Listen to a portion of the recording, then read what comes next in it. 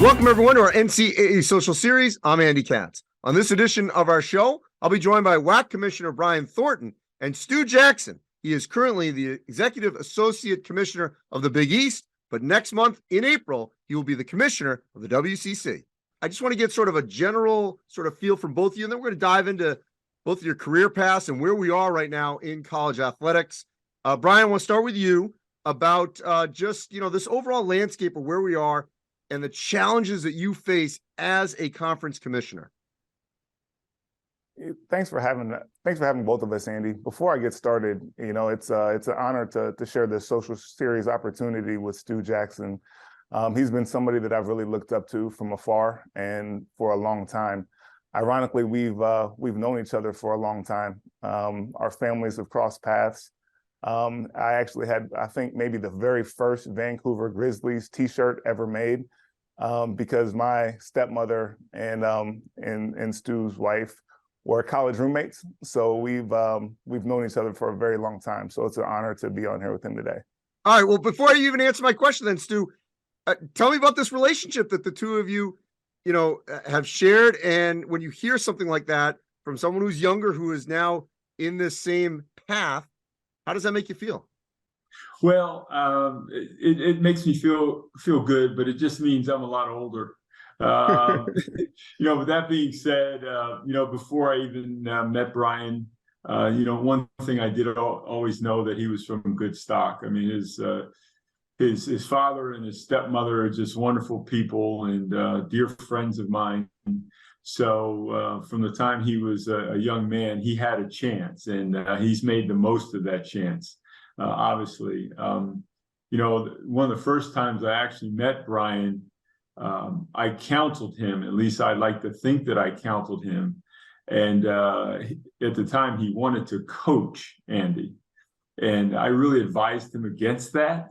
And, after dipping his toe in the water, hopefully he took my advice. But I cherish, the relationship with him as well as his family. All right, so we're going to get back to, because we're in a different direction right now, and I like where we're going. I want to get back to the sort of state of college athletics with the two of you in a second. Let's go to what Stu just raised, Brian, which is, why did you choose this path of administration, in the NCAA and enforcement and with the American Athletic Conference after you played at Xavier as a basketball player, instead of being coaching, which ultimately all this administrative work led you to being one of the 32 Division I conference commissioners? Stu hit the nail on the head. And ironically, I did spend 10 years on a basketball sideline as an assistant coach at Xavier, at Furman, which had a great run as well this year, and at Ball State, and Winthrop as well. So I spent 10 years being an assistant basketball coach, which gave me a phenomenal understanding of the landscape and understanding how basketball works. But as time went on, I kind of started to get a feel for what that was going to look like as you play out the next 25 to 30 years. And what I quickly understood and made a decision on was that I didn't like necessarily the way that was going to look for my family over the long haul. And so I decided to pivot and to maybe transition into administration, where I'd have a greater opportunity to maybe control our family's destiny and our location. And that's when I decided to make the move to the NCAA, which was a phenomenal opportunity. Really appreciate those guys there. Jeremy McCool was a huge mentor of mine, who's a director of enforcement there. And what that allowed me to do was to come to the NCAA at a time that was very critical. It was a time where the transfer portal was becoming a new thing. Name, image, and likeness was really starting to come to the surface. And I was able to provide a different perspective because I had spent 10 years most recently on the sidelines, and was able to provide a perspective that a lot of people in the building, quite honestly, didn't have. And that allowed me to be in some conversations that were probably, quite honestly, a little bit above my pay grade. And once I had some of those opportunities to be around decision makers, it started to point me in the direction of potentially going into conference office life. Stu, at what point, when you were, you coached at Wisconsin, you had the whole Vancouver expansion situation with the NBA, you worked for the NBA, ultimately landed back in college athletics in the Big East. At what point did you say, you know what, I want to stay at this level rather than go back to coaching? Yeah, I'd have to say that my reasons were very similar to Brian, in that when I decided to, enter, solely administration or, the executive path in sports, was really after I coached at the University of Wisconsin, and was there for a couple of years. We did well, obviously, but I got a call and the opportunity to join the Vancouver Grizzlies, which was an expansion franchise starting out, in a new country, really with a new sport, which was intriguing to me. But then following, my time in Vancouver, having the opportunity to come back to the NBA office where I had been 2 previous years prior to Wisconsin, I jumped on the opportunity and had, almost 14 great years at the NBA. After, leaving the NBA, I took a year off and gave some careful thought to what I wanted to do next. And, my friend Val Ackerman called and said, "Hey, why don't you come and help me out at the Big East," which at the time was a little bit of a volatile situation, scary situation, because no one really knew what the Big East would become, if they would become anything at all. So here we are, basically 9 years later, and I'm entering a new chapter of my life as a commissioner, feeling well prepared by my experience in the Big East, particularly working with Val to go upon this new venture. So that's another great window here for us, in that the Big East, the time you're talking about, they get rid of football, it's all basketball only. Obviously there's been tremendous success since that has happened. 3 teams this season in the Sweet 16, teams from the Midwest have come in and done very well in the Big East. Your new job that you'll start in mid-April in the WCC, one member, BYU, is going to the Big 12. We don't know what's going to happen with other membership. We don't know yet. And, but that could be an issue, a challenge. Brian, you've had a lot of movement within the WAC, which is the nature of alignment issues. So Brian, then Stu, just how does a commissioner navigate, the current membership? You don't have to get into specifics here, but just, dealing with your current members and always sort of looking ahead that, okay, one may move, I may have to grab. That's the sort of the era that we're in right now. You're right. That is the era we're in. There's so much realignment that's taking place, and there's always a trickle down that takes place when one team or one program moves from one conference to another. I think that you can be prepared to a point. And obviously people can feel like they get blindsided at times, but ultimately people will make the decisions, and universities will make the decisions that they feel like are in the best interest of growing their programs and growing their universities. And that's something that here in the WAC, we're trying to be proactive as possible. We're trying to always communicate with our membership and to just make sure that this is a place that they're happy. I think that we've done a really good job in the last few years of continuing to build the WAC. And we want this to be an attractive place for the membership that we have, that this is a place that they want to call home, and it's not just a stopgap. And also, if there's opportunities for future membership, that they want to look at us as a place where they can continue to elevate their programs as well. I think the thing that we've tried to do in recent times is to be collaborative with other conferences. We have a collaboration with the ASUN from a football standpoint, which has been really good and beneficial for the last couple of years. We're working with Conference USA on a scheduling initiative for both men's and women's basketball. And, with Stu and I's relationship, hopefully we'll find ways to work together as well. But I think the more that you can collaborate with other conferences, that you can continue to keep your membership happy. Stu? Yeah, certainly I would follow up on Brian's points in that, this goes without saying how volatile a situation it is in college athletics with respect to realignment. And, as I embark upon this new venture at the West Coast Conference, I agree with Brian. I think it behooves us, and it's prudent to continually understand the landscape with respect to realignment, especially in our own situation. the fact that BYU is in fact leaving the conference, and whether they stayed or whether they were going to go, I think we have to continue to look at opportunities at institutions that would enhance the West Coast Conference that are aligned with our current conference members' values and their mission, which is to make basketball a priority. Unlike the WAC, we don't have football, and that's both a blessing and a curse.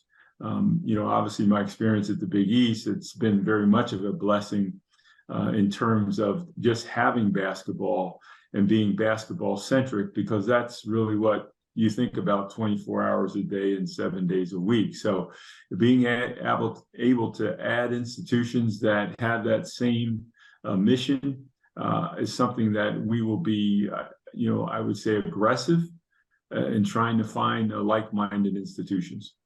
So you're entering the WCC, and this predates you, but the Russell Rule obviously came out of the WCC.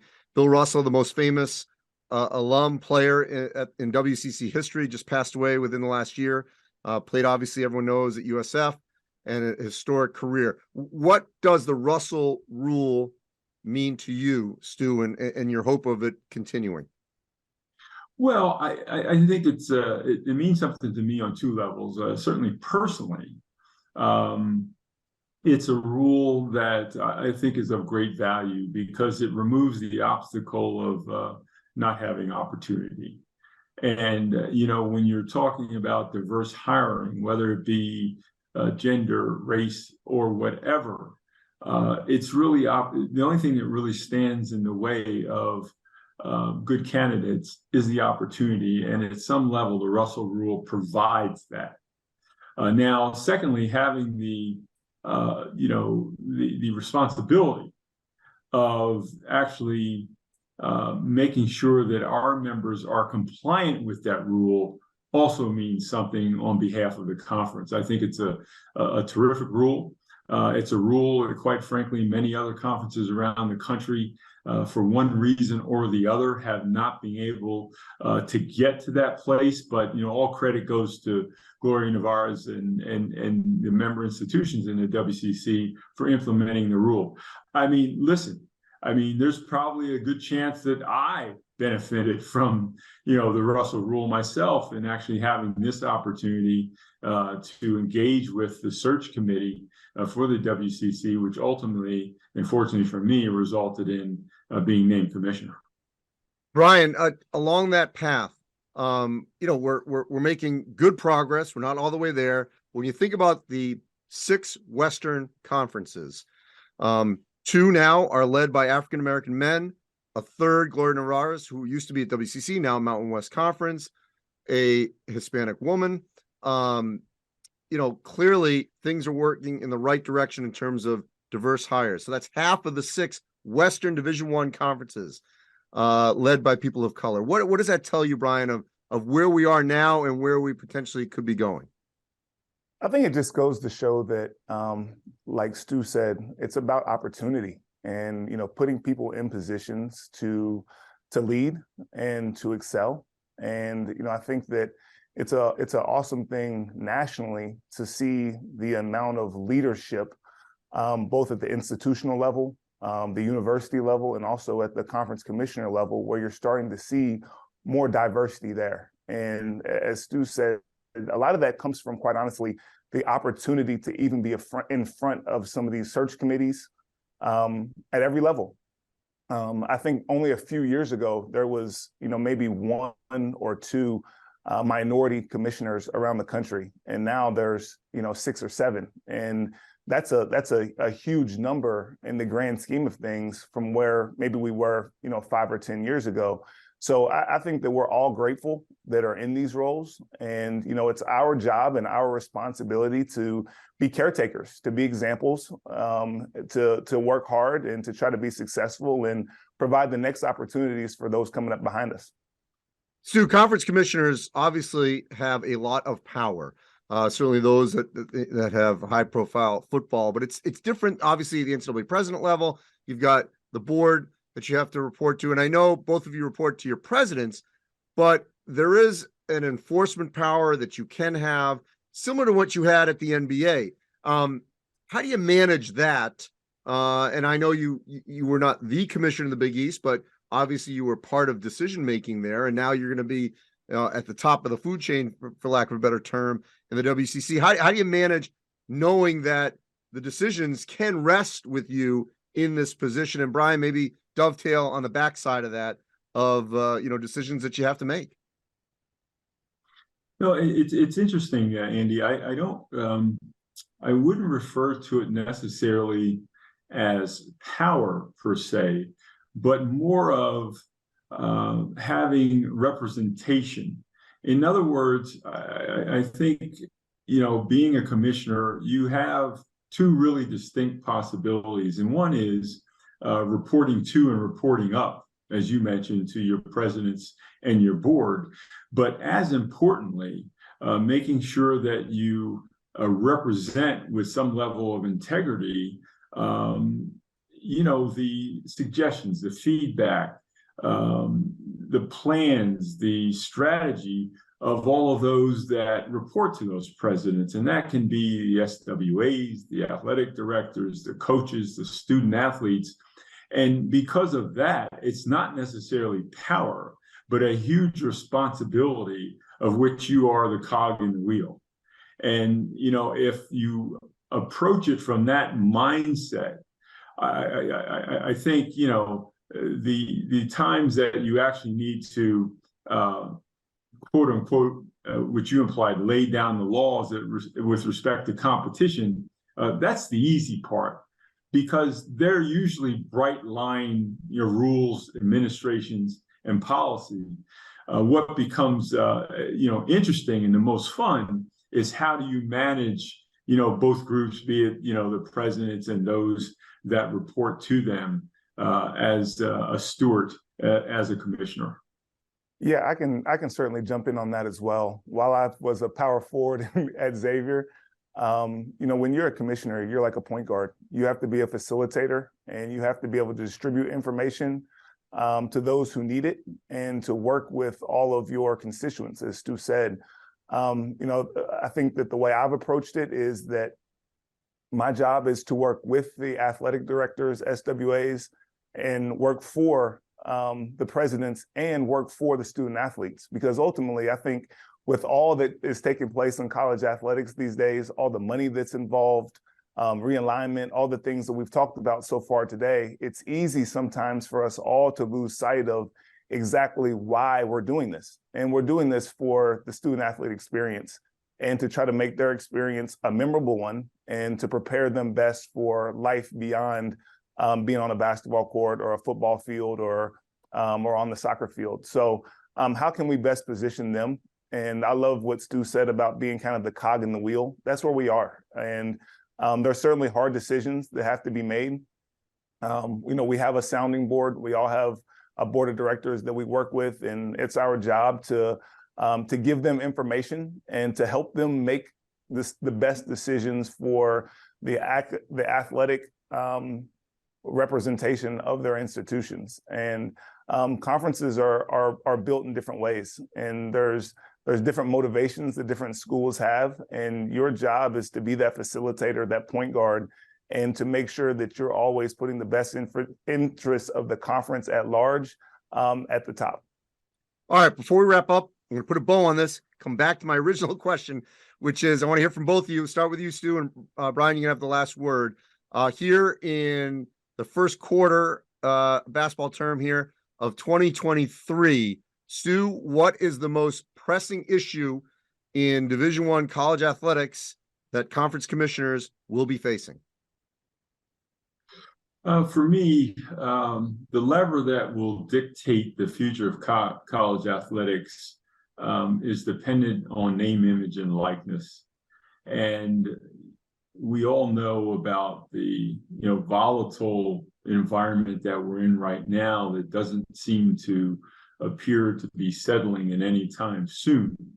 And being able to navigate as an institution and as a conference, through name, image, and likeness that, can both benefit student athletes and at the same time sustain, a business model for conferences and institutions is, a difficult task ahead. And in my mind, that's the number one issue that we face, at least in the immediate future.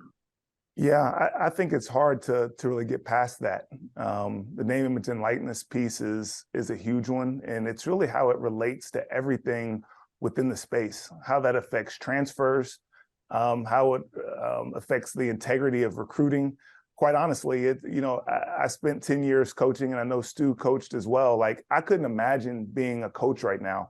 I think one thing that's important for us to think about is, the transfer portal opened last week, and so many teams were still playing, and there's a disadvantage that was created during that time where teams should be preparing for the most important part of their season. And I know that assistant coaches and head coaches are on the phone with kids in the portal right now while they're trying to prepare for the biggest games of their entire season. So I think that the way that transfer portal works, along with the way that name, image, and likeness works together, and hopefully with our new NCAA president, Charlie Baker, there's ways that we can work collaboratively with Congress to figure out a way to kind of settle the landscape and to allow student athletes to certainly take care or to take advantage of who they are and what they bring to the table. I certainly wish that there was a way to get some of that retroactively as a student athlete, but also to protect the integrity of the game and allow it to move forward in a great and productive way, because it is certainly an awesome, awesome opportunity.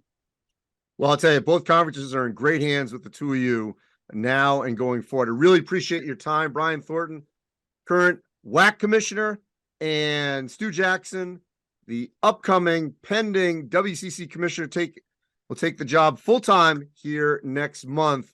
As always, you can go to ncaa.org/social series, where all our social series are archived. Thanks for watching, everyone.